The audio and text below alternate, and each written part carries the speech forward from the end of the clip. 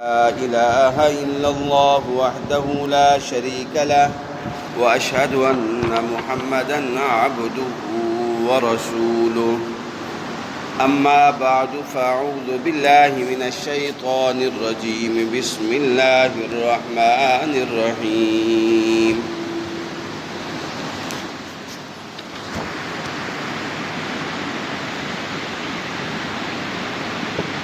وضرب الله مثلا قرية كانت آمنة مطمئنة يأتيها رزقها رغدا من كل مكان فكفرت بأنعم الله فأذاقها الله لباس الجوع والخوف بما كانوا يصنعون ولقد جاءهم رسول منهم فكذبوه فأخذهم العذاب وهم ظالمون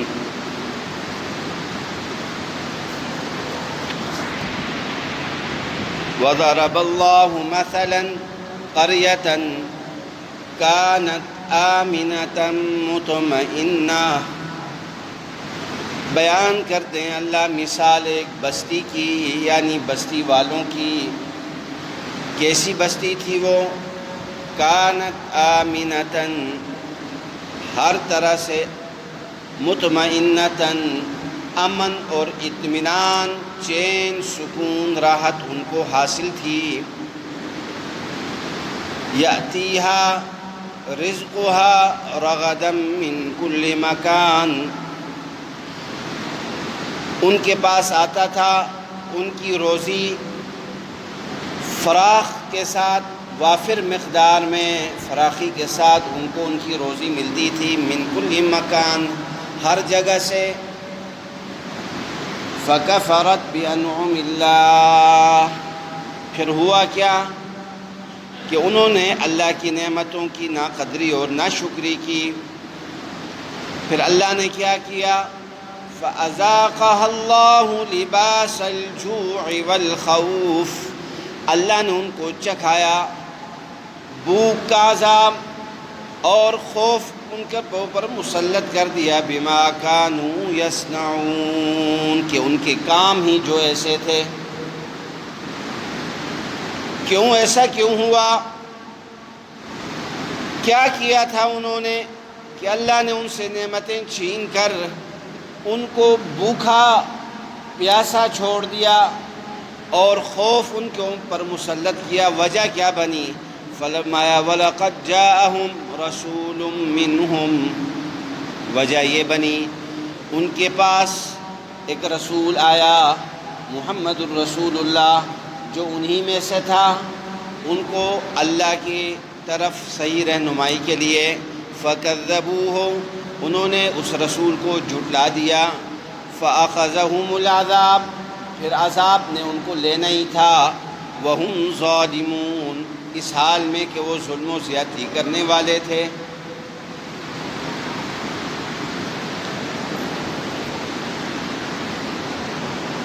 چودواں سپارہ ہے اور سورہ نحل ہے اور اس کی آیت نمبر 112 ہے. آواز سمجھ میں آ رہی ہے؟ آواز سمجھ میں آ رہی ہے؟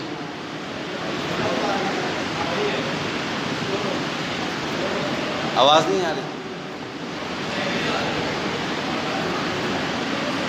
قاری صاحب کو کہیں، نہیں تو پھر اسپیکر مائک اتار دیتا ہوں. توجہ فرمائیں، وقت مختصر ہے. آج 14 اگست ہے، لوگ آزادی منا رہے ہیں. لمبی چوڑی بات نہیں کروں گا، جو مختصر سی بات ہے وہ کرنا چاہتا ہوں. اپنا ارادہ تو ہمیشہ سے یہی رہتا ہے کہ میں وقت پر جمعہ کھڑا کر دیا کروں، لیکن کوئی بات ایسی آ جاتی ہے کہ بات کو پورا بھی کرنا ضروری ہوتا ہے. کچھ لوگ ہم سے گلہ کرتے ہیں، شکوہ کرتے ہیں کہ 1:30 بجے کا ٹائم لکھا ہے اور 1:30 بجے جمعہ کھڑا نہیں ہوتا، اور یہ مولوی ہو کر ممبر پر بیٹھ کر وعدہ خلافی کرتے ہیں. ان کو گلہ ہے، شکوہ ہے ان کا یہ گلہ اور شکوہ درست ہے، ایسے ان کا یہ گلہ اور شکوہ درست ہے۔ اب آواز سمجھ میں آ رہی ہے؟ آپ لوگ ذرا قریب آئیں گے تو میرے لیے بات کرنا آسان ہوگا، دور دور اپنی اپنی جگہ میں بیٹھ گئے ہیں۔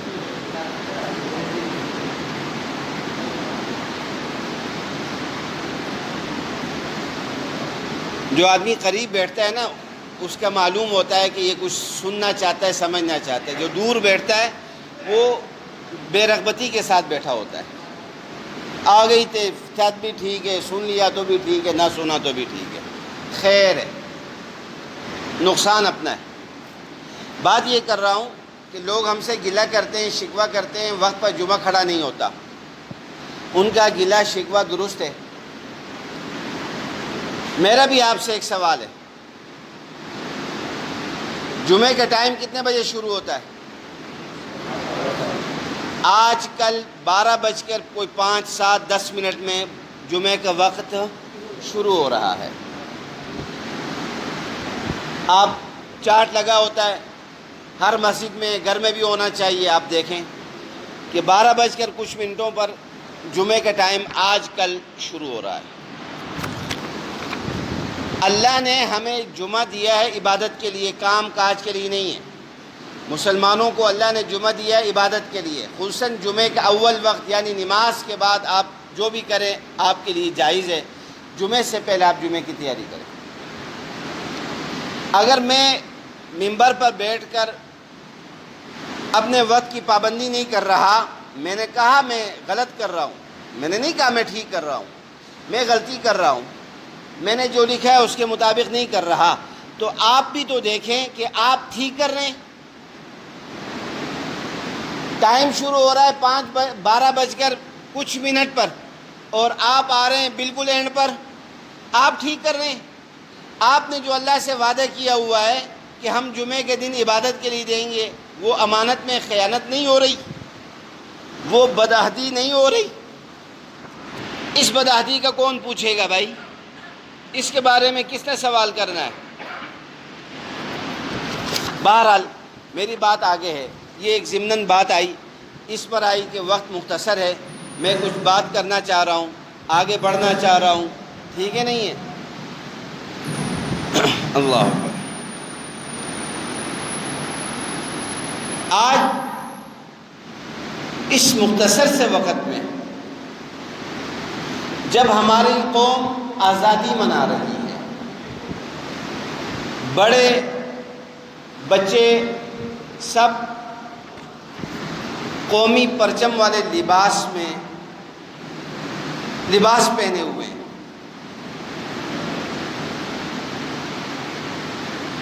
قمیص سبز اور شلوار سفید، ہماری مجلس میں بھی بیٹھے ہوئے ہیں۔ یہ میں طنز نہیں کر رہا کہ کبھی یہ سمجھیں کہ میں طنز کر رہا ہوں، نہ ایسی بات نہیں ہے، میں ایک عام جنرل بات بتا رہا ہوں۔ اچھی بات ہے، میں اس کا انکار نہیں کر رہا، میں اس کا انکار نہیں کر رہا، آپ آزادی منائیں، خوشی منائیں، لیکن کچھ سوال میرے بھی ہیں، مجھے بھی سمجھائیں۔ بہت سی باتیں ہیں۔ پہلی بات تو یہ ہے کہ خوشی منانے کا کوئی اسلام نے کوئی طریقہ دیا ہے یا نہیں دیا؟ پہلی بات تو یہی ہے۔ کیا ہم مادر پدر آزاد ہیں؟ ہم نے اپنی غمی خوشی کو خود ہی متعین کرنا ہے کہ ہم نے کیسے منانا ہے، کہ نہیں شریعت کا کوئی دائرہ کار بھی ہے؟ باہر دیکھیں، ماں باپ بچوں کو لے کے دے رہے ہیں، بڑے بڑے باجے ہیں اور وہ جناب علی زور زور سے بج رہے ہیں، یہ خوشی منائی جا رہی ہے آزادی کی۔ رات 12 بجے سے شروع ہوئے کام، میڈیا بھی اس کو اچھال رہا ہے کہ 12 بجتے ہی جناب ہر طرف آتش بازی شروع ہو گئی۔ کیا بوڑھا، کیا بچہ، کیا جوان، کیا مرد، کیا عورت، کیا ہمارے پاس اسلام کا کوئی طریقہ ہے یا نہیں ہے؟ باتیں مختلف ہیں، شاید اس مختصر وقت میں ان سب کو کوئی ترتیب نہ دے سکوں، آگے پیچھے بھی ہو جائے، آپ اپنے ذہن میں خود ہی ترتیب دے لیجئے گا۔ سب سے پہلے یہ دیکھیں کہ ہم نے آزادی حاصل کی کس سے؟ ذرا میرے ساتھ رہیں، کس سے؟ کافر سے۔ کس سے؟ کافر سے ہم نے آزادی حاصل کی۔ کافر ہم پر مسلط ہو گیا، اپنے ضابطہ اور قانون اس نے ہمیں دیا۔ قاری صاحب تھوڑی سی گونج ہے، اس کو کم کریں، آواز تھوڑی کم کریں، معمولی۔ ہم نے کہا کہ نہیں، ہم اس کافر کے قانون کو نہیں مانتے، ہم مسلمان ہیں، ہمیں ایک الگ وطن چاہیے۔ یہ بھی ایک پوری بحث ہے، ٹھیک ہے نہیں ہے؟ بہرحال امت کا ایک طبقہ، یعنی مسلمانوں کا ایک طبقہ الگ ملک کا خواہاں تھا کہ ہم الگ ملک لیں گے اور اس میں ہم اسلامی طرز زندگی نافذ کریں گے، اسلامی بود و باش اور اسلامی معاشرت، اسلامی عقائد، معاملات، عبادات، معاملات، معاشرت، اخلاقیات ہم اسلامی طور طرز طریقوں کے مطابق انجام دیں گے۔ اسلام کو آزادی ہوگی، مسلمان کو آزادی ہوگی۔ پاکستان کا مطلب کیا؟ لا الہ الا اللہ۔ لوگوں نے مال لٹایا، جانیں لٹائیں، عزتیں لٹائیں۔ مجھ سے آپ تاریخ سے زیادہ واقف ہے، میں تاریخ کا بالکل واقف نہیں ہوں، حقیقت میں بھی میں کہہ رہا ہوں، تاریخ سے میں نابلد ہوں۔ اب تو میرا خیال اس کے اوپر فلمیں بھی بن گئے ہیں، ڈرامے بھی بن چکے ہیں کہ پاکستان بننے، تحریک پاکستان میں کیا کردار رہا، لوگ اس کو دیکھتے ہیں۔ یہ ساری بہت بڑی ہجرت ہوئی، عزت دار لوگوں کی عزتیں پامال ہوئیں، ماؤں کی بہنوں کی عصمتیں لوٹیں، بچے قتل ہوئے، بوڑھے قتل ہوئے، دریا لاشوں سے انبار لگ گئے دریا کے اندر، پانی کی رکاوٹیں، پانی کے لیے رکاوٹ لاشیں بن گئیں، کھیت کھلیان، دریا سمندر میں مسلمانوں کی لاشیں، بوڑھے بچوں عورتوں کی لاشیں۔ یہ سب اس لیے کہ پاکستان میں اسلام ہوگا، پاکستان میں اسلام ہوگا، لا الہ الا اللہ کی حکمرانی ہوگی، حاکمیت اللہ کی ہوگی، یہی کچھ تھا نا۔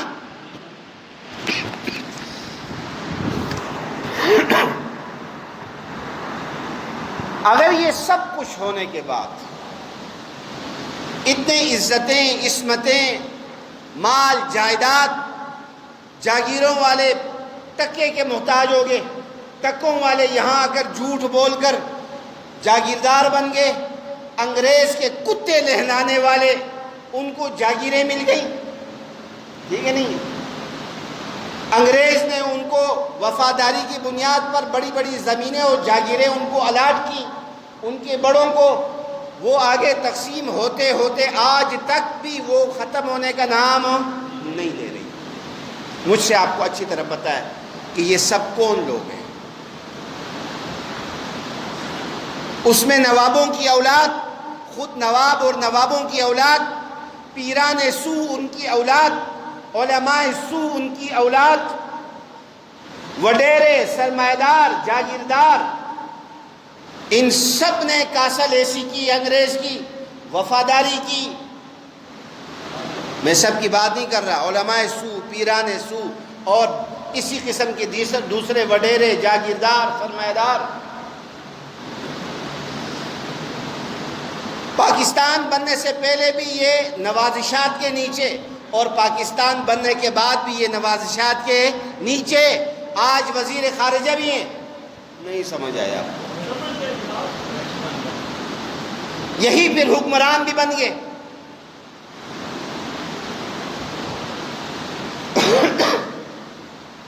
اگر ہماری ان قربانیوں کے بعد ہمیں مقصد حاصل ہو جاتا، اس ملک میں اسلام کی حکمرانی ہوتی، حاکمیت اللہ کی ہوتی، طریقہ رسول اللہ والا ہوتا، معیار صحابہ ہوتے، تو یہ قربانی جتنی لگی ہے یہ کسی کھاتے میں نہیں تھی، اس کا کوئی کیوں، اس سے بڑی قربانی صحابہ نے دی ہے۔ پاکستان بننے کے لیے جو قربانی ہمارے بڑوں نے دی ہے، اس سے بڑی صحابہ قربانی کس نے دی ہے؟ صحابہ نے اسلام کے لیے دی ہے۔ لہذا یہ قربانی کام آتی، با مقصد ہوتی، لیکن افسوس کیا کوئی کہہ سکتا ہے کہ پاکستان میں اسلام کی حاکمیت ہے، اسلام کی حکمرانی ہے، یہاں اللہ کا حکم سارے حکموں پر مقدم ہے، نبی کا طریقہ سارے طریقوں سے آگے ہے، اسلام کا ایک یہاں پر ایک یہ نمونہ ہے، کہنے میں یہ اسلام کا قلعہ ہے، ضرور ہے، انشاءاللہ ہوگا، ہے نہیں ہوگا انشاءاللہ، ابھی تک تو نہیں ہے۔ لیکن اگر میں کہوں کہ اس وقت بھی الحمدللہ پوری دنیا میں سب سے زیادہ کھرا مسلمان جو اللہ اور اس کے رسول کے لیے پلے کچھ بھی نہ ہو پھر بھی سینہ سپر ہوتا ہے تو وہ پھر پاکستان کا ہے، الحمدللہ۔ یہ ہمارے بڑوں کی قربانی کا اثر ہے، اور یہ اثر ملے گا، حالات آتے ہیں، ہمیں یقین ہے کہ جس طرح ہمارے آئین میں لکھا ہے کہ حاکمیت اللہ کی ہوگی، لکھا رہا ہے، لکھا ہوا ہے، پر عمل کچھ بھی نہیں ہے۔ یہاں وہی انگریز کا قانون آج بھی چلتا ہے آپ کی عدالت میں، اللہ کا قانون نہیں چلتا، انگریز کا قانون چلتا ہے جس سے ہم نے آزادی لی تھی۔ نظریہ پاکستان ہم آج بھی اس کے اوپر قائم ہیں، الحمدللہ آج بھی اس کے اوپر قائم ہیں۔ یہ مسلم لیگ کا خواجہ آصف، ایک بات تو اس نے پہلے کی تھی، اس کے بعد بھی اس نے کی تھی، جب اس نے کہا کہ اس وقت میں یہاں موجود نہیں تھا، گلگت میں تھا، وہاں میں نے جمعہ پڑھایا، اسی پر میں نے بات کی تھی کہ کسی مذہب کو کسی مذہب پر فوقیت نہیں ہے، مذاہب سب برابر ہیں، یہ قومی اسمبلی میں خواجہ آصف نے کہا ہے۔ اور میں حیران تب ہوا کہ مجھے بعد میں پتہ لگا کہ یہ ایک دیندار گھرانے سے بھی تعلق رکھتا ہے، بظاہر ایک دیندار گھرانے سے تعلق رکھتا ہے، دیندار گھرانے سے تعلق ہونے کے باوجود بات کیا کر رہا ہے؟ کسی مذہب کو کسی دوسرے مذہب پر کوئی فوقیت، تو پھر ہم یہی سمجھیں گے نا، آپ اپنے آقاؤں کو پیغام دے رہے ہیں، اپنے آقاؤں کو کیا دے رہے ہیں کہ اسی اوئیاں تسی کچھ اور نہ سمجھو، ہمیں لاؤ، ہم اس حمام میں سب ننگے ہیں، اس دیگ کے سبھی چمچے ہیں، ہمارا کوئی فوقیت نہیں ہے، تھوڑا راستہ دے دیں۔ ہمارے کتنی غلط بات کی ہے، اگر توجہ رکھیں آپ میری طرف، اور پھر اس کے بعد کیا کہہ رہا ہے؟ کسی نے نیچے سے آواز اٹھائی ہے، اس کی سمجھ نہیں آ رہی، لیکن کسی نے آواز نیچے سے اٹھائی ہے، تو وہ اس کو کہتا ہے کہ سپیکر صاحب، جس تصویر کے نیچے آپ بیٹھے ہیں، جس تصویر کے سامنے میں کھڑا ہوں، اس کو انہوں نے کافر اعظم کہا ہے، وہ اشتعال دلا رہا ہے۔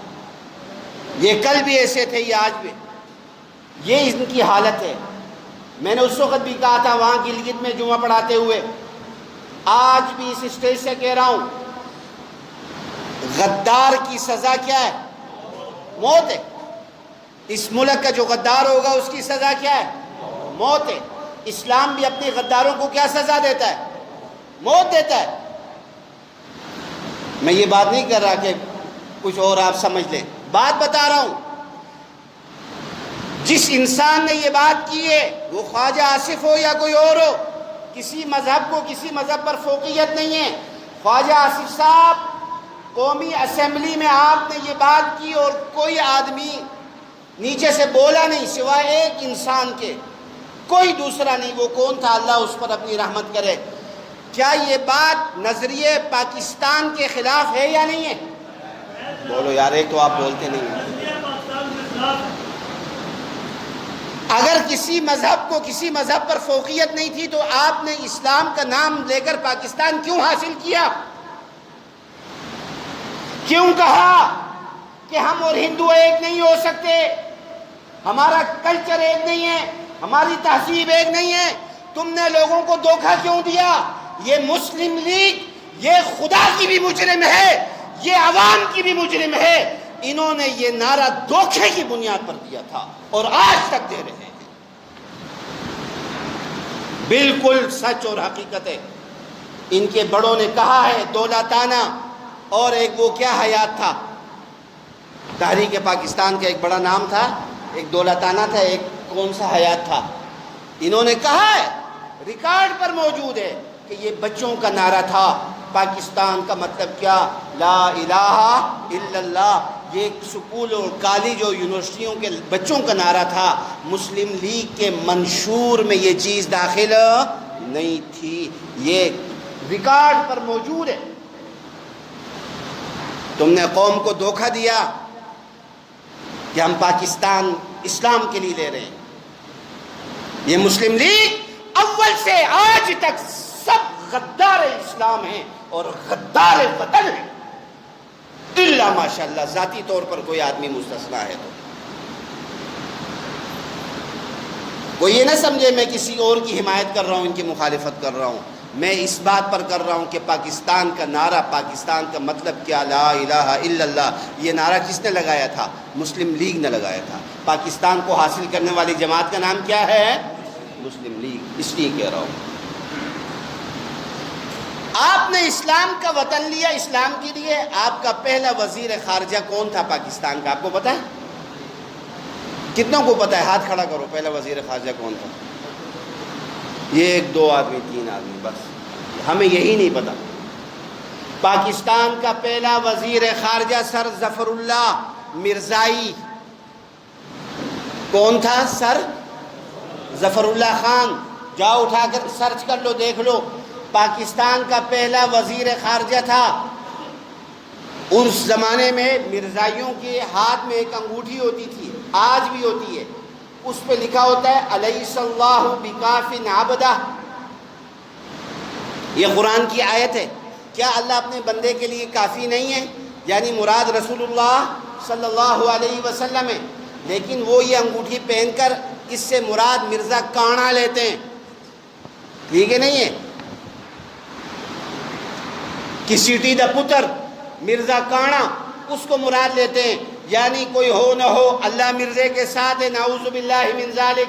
یہ ان کی خاص نشانی تھی۔ ابھی بھی مرزائیوں کے گھروں کے اوپر بھی یہ آیت لکھی ہوئی ہوگی۔ آپ یہ ڈیفنس کی طرف جائیں، اب میں نے دیکھی ہے ایک دو گھروں کے اوپر یہ آیت لکھی ہوئی ہوتی ہے، الیس اللہ بکاف عبدہ۔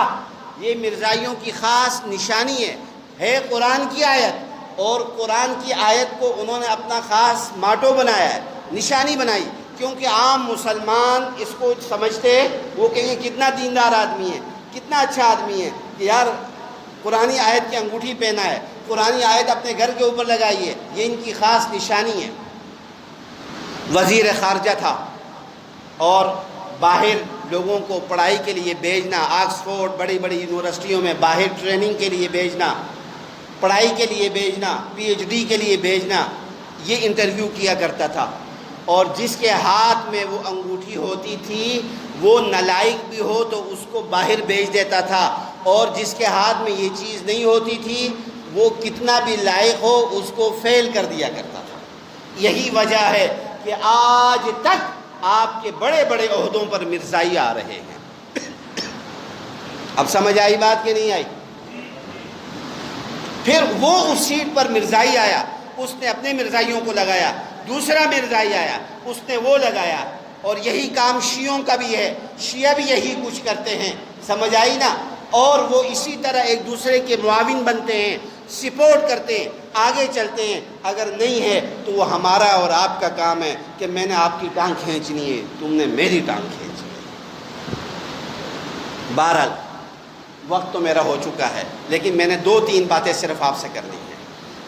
میرا پہلا سوال یہی ہے آپ سے، کیا آزادی جو ہم نے حاصل کی، آزادی کا مقصد حاصل ہوا ہے؟ بولو ہوا ہے؟ اگر آزادی کا مقصد، پہلے ہم کافروں کے غلام تھے، بولو کس کے غلام تھے؟ اب کس کے غلام ہیں؟ کافر نظام کے۔ پہلے ہم کافروں کے غلام تھے، اب کافر کے نظام کے کیا ہیں؟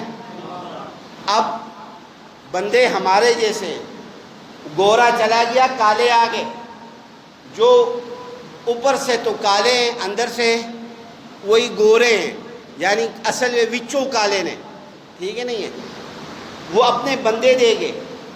آپ کا پہلا وزیر قانون کون تھا آپ کو پتہ ہے؟ نام تو مجھے بھی نہیں آتا، عیسائی تھا۔ کون تھا؟ وزیر خارجہ مرزائی تھا، وزیر قانون عیسائی تھا۔ مملکت بن رہی ہے کس کی؟ اسلام۔ واہ رے واہ، سلوٹ ہے محمد علی جناح صاحب کو، ٹھیک ہے نہیں؟ سنو ایک بات، ہندوستان پہ حکمرانی کس کی تھی؟ بولو یار، نہیں پتا؟ بھئی انگریز سے پہلے کس کی تھی؟ مسلمانوں کی تھی۔ انگریز نے اقتدار کس سے لیا تھا؟ مسلمانوں سے۔ انگریز کو اقتدار واپس کس کو کرنا چاہیے تھا؟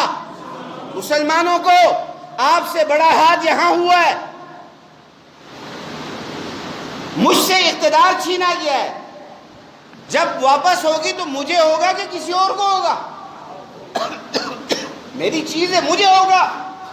پورا ہندوستان ہمارا ہے، پورا ہندوستان بولو، اور انشاءاللہ ایک دن ہمارا ہوگا، ٹھیک ہے نہیں ہے؟ انشاءاللہ ہوگا۔ یہ تو ہماری کمزوری ہے کہ نقشے میں پاکستان، مقبوضہ کشمیر نقشے کے اندر لائیں۔ واہ رے واہ، کیا عقل سکھانے والے لوگ ہیں تمہیں بھی۔ نقشے میں پاکستان اندر آ گیا، انہوں نے پورا ویسے لے لیا ہے، یہ نقشے میں لے کر آ رہے ہیں۔ جرأت دکھاؤ، ہمت دکھاؤ۔ ایسے پاکستان نہیں ملا کرتا ہے، کشمیر نہیں ملا کرتا ہے، ایک چپا بھی کوئی نہیں دیتا ہے، ایک فٹ زمین بھی کوئی نہیں دیتا ہے، تم اس طرح کشمیر لینا چاہتے ہو۔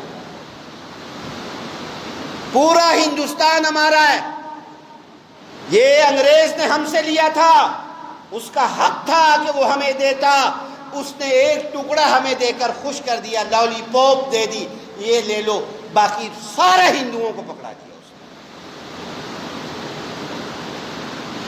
کچھ لوگ ہیں نا آج بھی کہ وہ علماء دیوبند کو یہ الزام دیتے ہیں، کانگریسی ملا، یہ تو پاکستان کے مخالف تھے۔ پاکستان کے مخالف نہیں تھے، یہ کہتے تھے پورا ہندوستان مسلمانوں کا ہے۔ کیا غلط کہتے تھے؟ بولو۔ پورا ہندوستان مسلمانوں کا ہے، مسلم اکثریتی علاقوں میں اسلامی لا ہوگا۔ یہ ایک الگ بات ہے، اس پر میں نہیں چلتا ہوں، لیکن اس کے بعد بھی ہمارے علماء جو مخالف تھے پاکستان کے، انہوں نے کہا ہم یقیناً مخالف تھے، لیکن پاکستان بن گیا۔ مسجد بننے سے پہلے مسجد کی جگہ کے انتخاب میں اختلاف ہو سکتا ہے کہ یہاں مسجد بنے یا نہ بنے، لیکن بننے کے بعد اختلاف کی گنجائش نہیں ہوتی ہے۔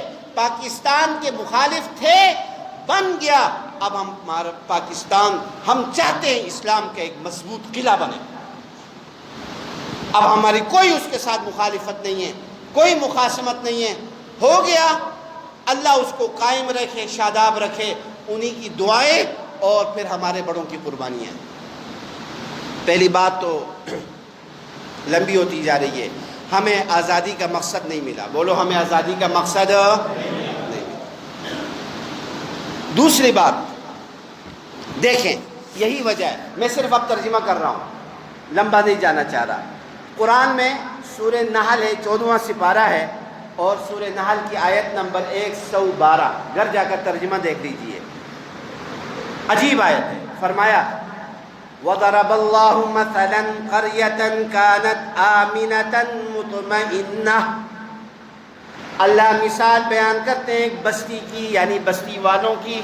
ایک بستی ایسی بھی تھی، اللہ کہتے ہیں کانت آمنۃ مطمئنہ، ہر طرح سے اطمینان، چین، سکون اس بستی والوں کو حاصل تھا۔ مراد اس سے مکہ ہے، مراد اس سے کیا ہے بولو؟ مکہ ہے۔ لیکن قرآن نے یہاں اس کا نام بھی نہیں لیا، کیوں؟ قرآن عموم کی بات کرتا ہے، قرآن قیامت تک کی بات کرتا ہے، قرآن صرف مکے کی بات نہیں کرتا، قرآن صبح قیامت تک کے لیے بات کر رہا ہے۔ ایک نمونے کے طور پر ایک بستی کو پیش کیا، ان کو دیکھو کہ یہ ان کو امن بھی تھا، چین تھا، سکون تھا، راحت تھی، اور اگلی بات کیا فرمائی؟ یأتیہا رزقہا رغداً، ان کی روزی ان کو فراخی کے ساتھ کھلے طور پر مل رہی تھی، من کل مکان، ہر طرف سے ان کی معیشت اچھی۔ کسی بھی ملک کے دو ہی چیزیں اہم ہوتی ہیں، اس ملک میں امن اور سکون ہو اور اس کی معیشت مضبوط ہو۔ اللہ کہتے ہیں کہ اس بستی میں امن بھی تھا، سکون تھا، راحت تھی، چوری نہیں، ڈکیتی نہیں، قتل نہیں، فساد نہیں، ایک دوسرے کا حق ماننا نہیں تھا، اور ان کی معیشت مضبوط تھی، ان کو بھرپور طریقے سے روزی ہر طرف سے مل رہی تھی، امپورٹ اور ایکسپورٹ ہو رہا تھا کام، ہیں جی، ساری مضبوط معیشت ان کی، مستحکم مضبوط معیشت تھی۔ پھر کیا ہوا؟ فَكَفَرَتْ بِأَنْعُمِ اللَّهِ، اس بستی والوں نے اللہ کی نعمتوں کی ناقدری کرنی شروع کر دی۔ اللہ کی نعمتوں کی کیا کرنی شروع کر دی؟ ناقدری۔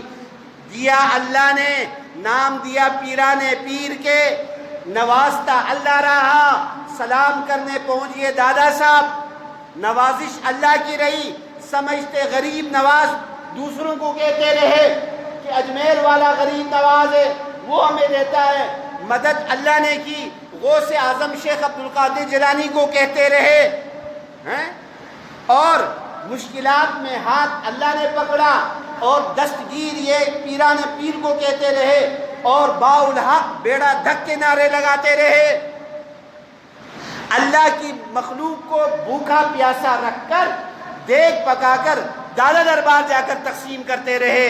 تمہارے محلے میں غریب نہیں تھا؟ یہاں کوئی کھانے والا نہیں تھا؟ کوئی محتاج نہیں تھا کہ جو تو دیگ پکا کر وہاں لے گیا، وہاں چرسیوں اور بنگیوں کو کھلا رہا ہے؟ لوگ گوشت پرندوں کو ڈالتے، چیلوں کو ڈالتے، تجھے اللہ نے مکلف نہیں بنایا پرندوں اور چیلوں کو گوشت ڈالنے کا، اللہ نے تجھے مکلف بنایا ہے اپنے غریب غربا کے اڑوس پڑوس کے خیال رکھنے کا، رشتہ داروں کے خیال رکھنے کا۔ تو ان کو کھلا، تو چیلوں کو کھلاتا ہے، ان کا روزی رساں اللہ ہے، اللہ نے تجھے ان کی ذمہ داری دی ہے، ان کی۔ فَكَفَرَتْ بِأَنْعُمِ اللَّهِ، اللہ کی نافرمانیاں کی، اللہ کے حکم توڑے، سود چلایا، سودی نظام کو تقویت دی، رشوت کا بازار گرم کیا، کرپشن کی، غلط طریقے سے مال کمایا۔ مال تو اللہ نے دینا ہے، روزی رزق اللہ نے دینا ہے، پر بندے کا ہوتا ہے کہ اس نے حلال طریقے سے لینا ہے یا حرام۔ فَكَفَرَتْ بِأَنْعُمِ اللَّهِ، اللہ کی نعمتوں کی ناقدری کی، تو پھر کیا ہوا؟ فَأَذَاقَهَا اللَّهُ لِبَاسَ الْجُوعِ وَالْخَوْفِ، اللہ نے ان کو چکھایا بھوک کا عذاب، ان کے اوپر مسلط کر دیا، خوف، دشمن کا خوف، کمزور معیشت کا خوف، اور ہر طرح کے خوف ان کے اوپر مسلط کیے، بما کانوا یصنعون، کہ جو کرتے تھے اس کا نتیجہ یہی کچھ ملنا تھا۔ ہندوستان میں ہماری حکومت تھی، مسلمانوں نے 1000 سال حکمرانی کی، مسلمان اپنی پٹری سے اتر گئے، مقصد کو فراموش کیا، اللہ نے کافروں کو مسلط کیا۔ پھر پاکستان حاصل کیا ہم نے، پاکستان اسلام کے نام پر لیا، لیکن یہاں آ کر اللہ کی نعمتوں کی ناقدری کی کہ نہیں کی؟ بولو۔ اسلام کو صرف دستور کی کتاب کے اوپر لکھ دیا، حاکمیت اللہ کی چلے گی، نیچے سارا ٹائٹل اپنا بنایا، اوپر ایک بات لکھ دی، حاکمیت اللہ کی ہے، اس لیے یہ اسلامی آئین ہے۔ کیوں؟ اس میں حاکمیت اللہ کی ہے، یقیناً ہے حاکمیت اللہ کی، تم کہو تو بھی ہے، تم نہ کہو تو بھی حاکمیت اللہ کی ہے، تم مانو تو بھی حاکمیت اللہ کی ہے، تم نہ مانو تو بھی حاکمیت اللہ کی ہے، لیکن تم بتاؤ حاکمیت اللہ کی ہونے کے تم نے کتنے تقاضے پورے کیے؟ تم نے کیا کیا؟ اللہ کے ایک ایک حکم کو توڑا۔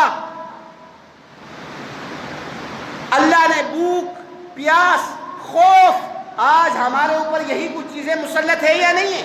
بولو یار۔ امریکہ کا خوف ہمیں چین لینے نہیں دیتا، ہم دائیں بائیں ہو جائے امریکہ کوئی نہ کوئی مصیبت میں ہمیں پھنسانے کی کوشش کرتا ہے۔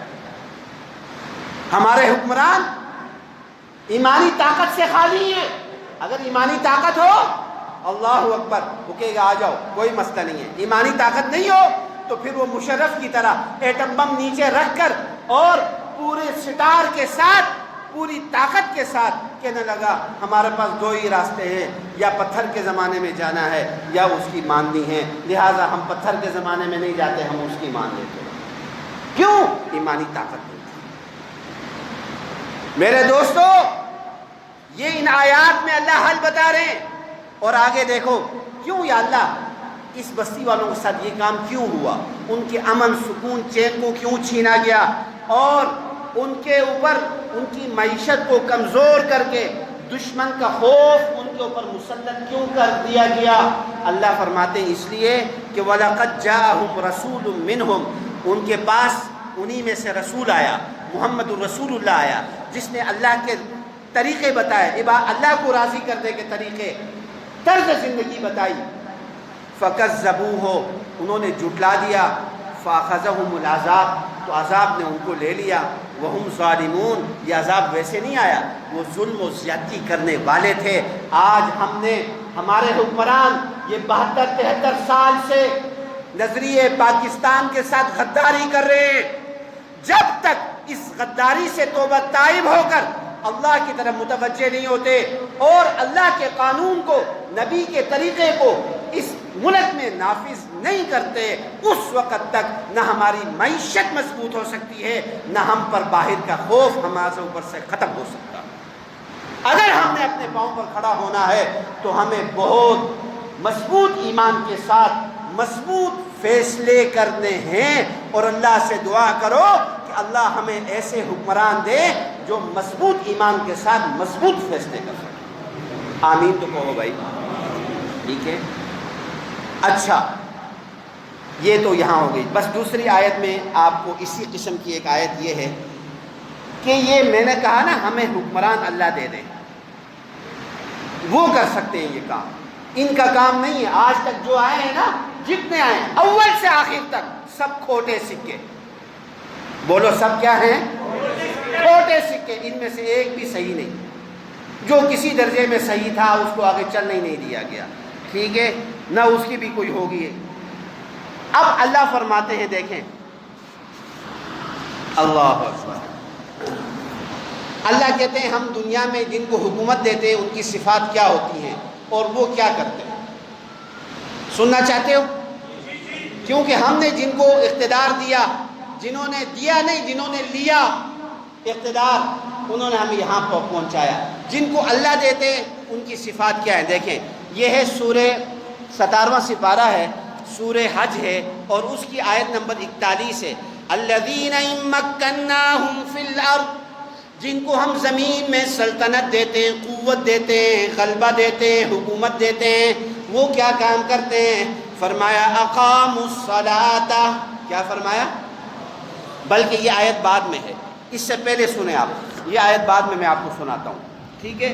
کہ وہ کیسے لوگ ہوتے ہیں، یہ تو ہیں وہ کیا کرتے ہیں، لوگ کیسے ہوتے ہیں وہ دیکھیں۔ اللہ اکبر، دیکھیں وعد اللہ الذین آمنوا منکم، یہ 18واں سپارہ ہے، سورہ نور ہے، اور اس کی آیت نمبر 55 ہے۔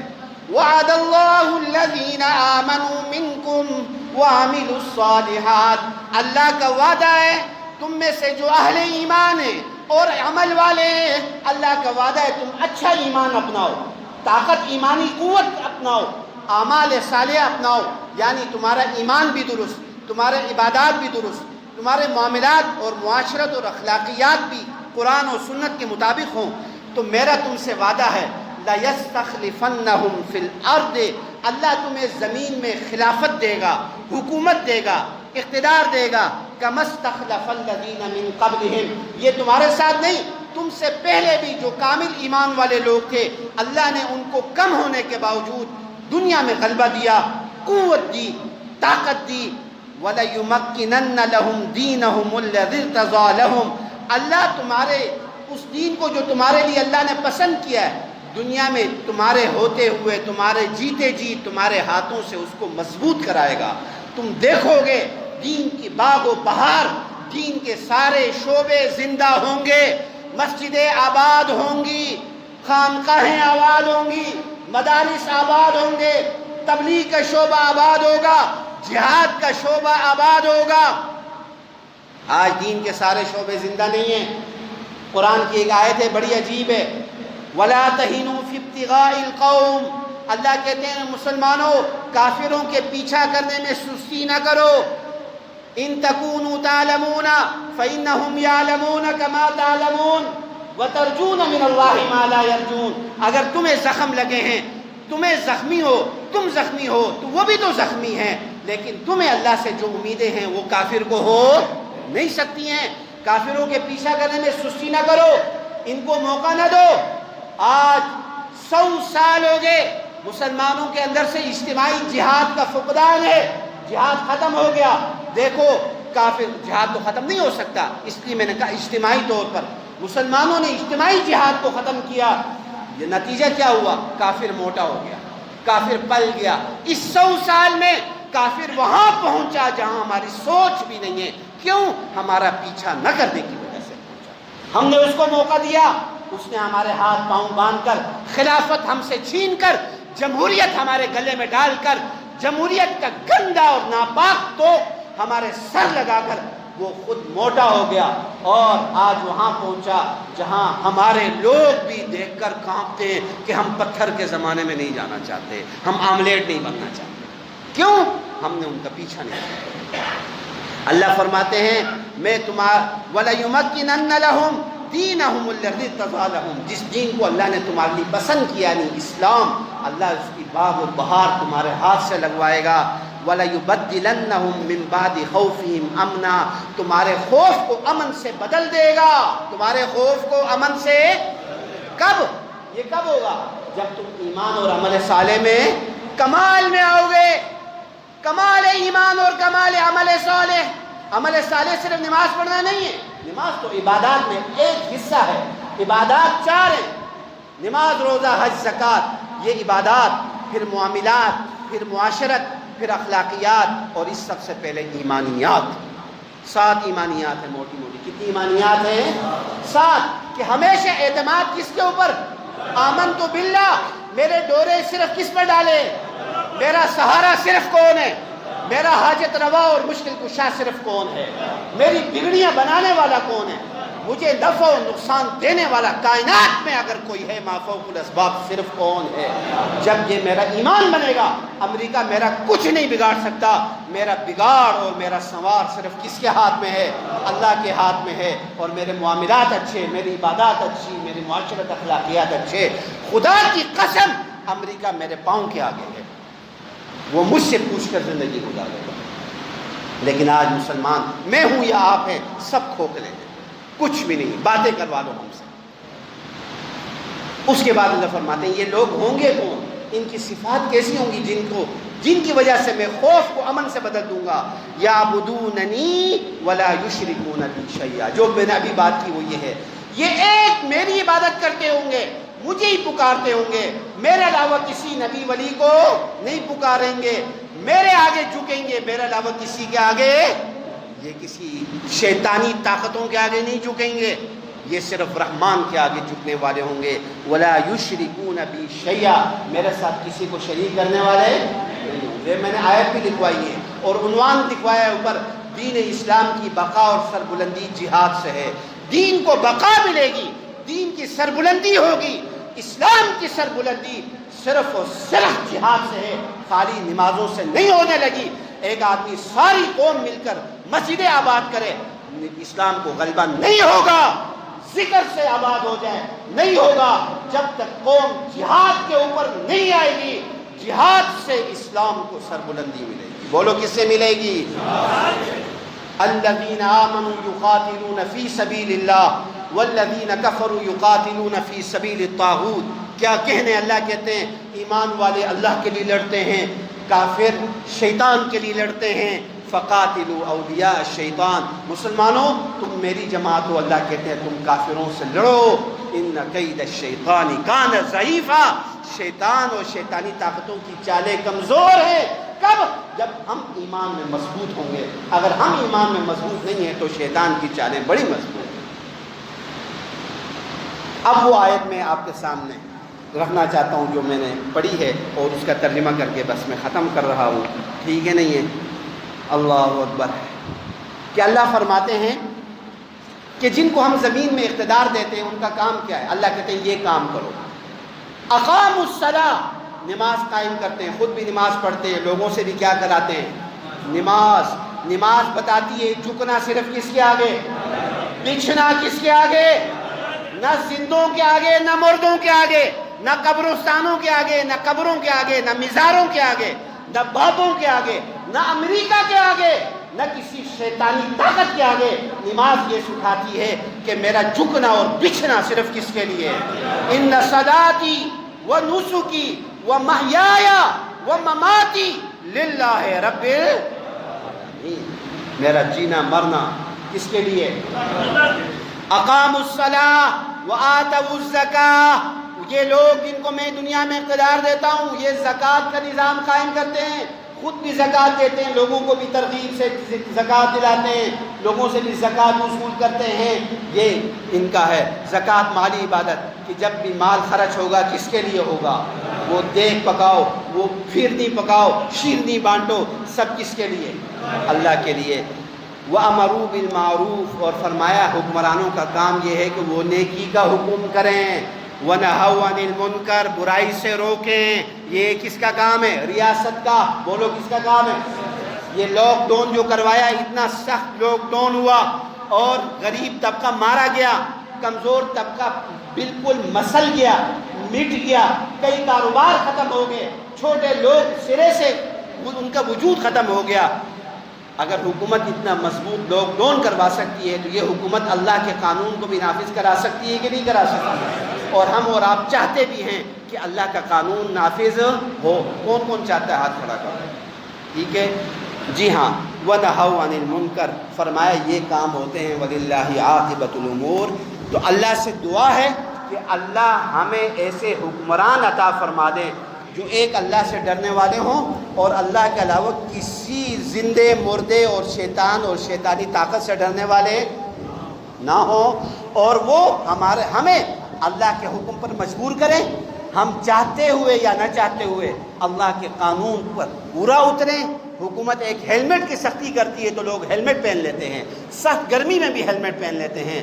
اگر حکومت سختی کرے، نمازیں مسجدوں میں آنا چاہیے، نمازی بڑھنے چاہیے، کوئی نماز کے وقت میں گھروں میں نہ ہو، حکومت یہ بھی کر سکتی ہے۔ اللہ سے دعا ہے کہ اللہ ہمیں سچے معنوں میں، تو ہم آزادی ضرور منائیں پر آزادی مادر پیدر کی نہیں، آزادی اس پر آنسو بہاؤ، باجے نہ بجاؤ، آنسو بہاؤ کہ ہمارے مائیں بہنوں کی عزتیں عصمتیں لوٹی تھیں، گھروں سے بے گھر ہوئے تھے اور عزت دار لوگوں کی عزتیں گئی تھی ایک مقصد کے لیے، لا الہ الا اللہ کے لیے۔ آج ہمیں 72 سال 73 سال گزرنے کے باوجود وہ مقصد حاصل نہیں ہوا، ہمیں رونا ہے، رونا ہے۔ دیکھو مسلمانوں، ایک فتح میرے نبی کو بھی ملی تھی، آخری بات، ایک فتح میرے مکے سے بے سر و سامانی کے ساتھ میرے نبی کو نکالا گیا تھا۔ مسلمان کھلے طور پر مکہ چھوڑ نہیں سکتا تھا، کافر مسلمانوں کو چھوڑتے نہیں تھے باہر کہ کہیں اور جا کر یہ اکٹھے نہ ہو جائیں۔ یہاں اکیلے اکیلے چھپتے چھپتے مسلمان مدینہ پہنچے تھے۔ ارے خود رسول اللہ چھپ کر مکے سے نکلے، اللہ نے ان کو اندھا کیا، رسول اللہ ان کے بیچ سے نکلے، جاتے حسرت بڑی نظروں سے مکہ کو پیچھے دیکھتے رہتے تھے، ایک جاسوس پیچھے لگا دیا گیا تھا، بڑی حسرت کے ساتھ مکہ چھوڑا تھا اور بڑی یادیں مکہ کے ساتھ وابستہ تھی۔ صرف 10 سال کے قلیل عرصے میں محمد رسول اللہ کو اللہ نے مکے کے اوپر فتح دی یا نہیں دی؟ بولو یار، 10 سال کا قلیل عرصہ، 10 سال کے بعد محمد رسول اللہ فاتح کی حیثیت سے، کل تک جو محمد رسول اللہ چھپ کر جا رہے تھے، بچ کر جا رہے تھے، مسلمان یہاں سے چھپ چھپ کر نکل رہے تھے، آج وہی مسلمان فاتحانہ انداز میں یہاں آ رہے تھے۔ پر کیسے آ رہے تھے؟ مجھے اور آپ کو بھی فتح منانی ہے، پر ایسے مناؤ جیسے نبی نے منایا۔ رسول اللہ صلی اللہ علیہ وسلم محدثین فرماتے، حدیثوں میں ہے، اتنے اونٹ پر جھکے ہوئے تھے، جب بیت اللہ میں داخل ہو رہے تھے یوں آپ کی گردن مبارک جھکی تھی کہ آپ کی داڑھی مبارک اونٹ کے کوہان سے لگ رہی تھی، یوں سینہ تان کر نہیں آ رہے تھے، یوں نعرے مارتے ہوئے نہیں آ رہے تھے اور یوں چھلانگے مارتے ہوئے نہیں آ رہے تھے، گردن جھکا کے یوں کوہان کے ساتھ گردن لگی ہوئی ہے، داڑھی مبارک اونٹ کے کوہان کے ساتھ لگ رہی ہے۔ اس حالت میں آپ مکے کے اندر داخل ہوئے ہیں اور خطبہ دیا ہے، تو اس میں بھی یہ کہا، الحمدللہ وحدہ نصر عبدہ اعز جندہ وہزم الاحزاب وحدہ۔ اپنی تعریف نہیں کی ہے، فتح دینے والے کی تعریف کی ہے کہ الحمدللہ وحدہ، ساری طاقتیں اس اللہ کے، اکیلے اللہ کے ہاتھ میں ہے کہ نصر عبدہ، جس نے اپنے اس بندے کی مدد کی، وَأَعَزَّ جُنْدَ، اللہ نے اپنے اس لشکر کی مدد کی، وَهَزَمَ الْأَحْزَابَ وَحْدَ، ان ساری جماعتوں کے اوپر فتح یاب فرما دیا۔ تعریف کس کی؟ تعریف کس کی؟ ہاں، الحمدللہ وحدہ نصر عبدہ وَأَعَزَّ جُنْدَ، اپنے لشکر کی اللہ نے اس کو قوت بخشی، وَهَزَمَ الْأَحْزَابَ وَحْدَ، اور کیا فرمایا؟ یہ نہیں کہا اس لشکر نے کیا، وَهَزَمَ الْأَحْزَابَ وَحْدَ، اللہ نے اپنے لشکر کو قوت دی۔